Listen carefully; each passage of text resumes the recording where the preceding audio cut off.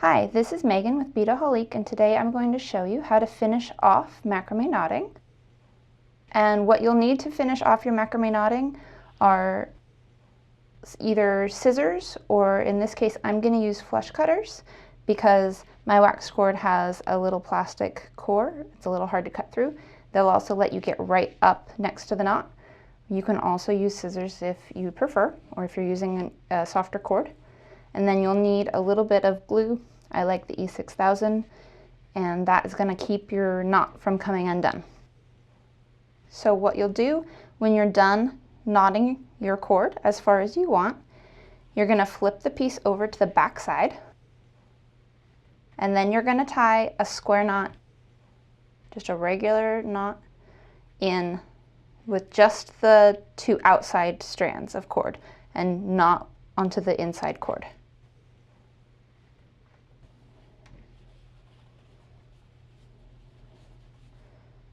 And you want to tie your knot in the way that lays the flattest. So as far as which side of the strand goes under and which side goes over, just try both and see which one's going to lay nice and flat. Okay, so go ahead and tie the knot tight to make sure it's going to lay flat. And then what you're going to do is put a little bit of E6000 onto a post-it note or scratch paper or something you can throw away later.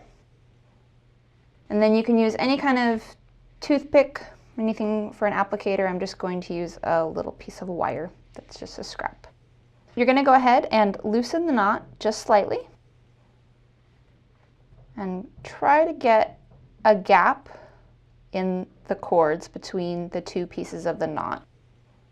And you take just a dab of E6000 on your applicator and try to work it right into the cords of the knot. And then you tighten up the knot, and you should be able to see the glue in the middle of the knot. And you can go ahead and spread it out a little bit. Just make sure that it's really on the cords that are knotted.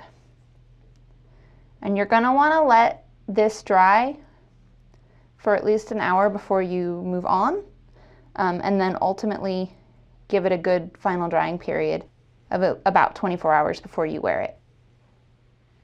So once your E6000 is dry, at least partially dry, so go ahead and let it dry for about an hour before you move on, you're going to want to trim the ends of the knot off. And like I said, flush cutters are really good because you can get right up to the edge of the knot without cutting the rest of the knot work. Or you can use scissors if you like. What you're going to do is try to cut the end as close as possible to the knot work, being very careful not to cut the rest of the knot work.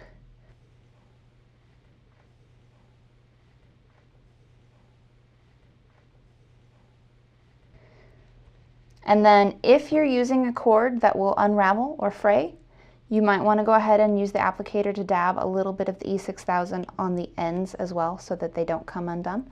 Otherwise, you're ready to let this dry at least 24 hours and go ahead and wear it. You can see that from the front side, it looks nice and clean and finished. From the back side, it's just a little discreet knot. And that is how you finish off your macrame knotting, both for the body of the work and for if you do a macrame sliding knot clasp, which you can see how to do that in another video as well.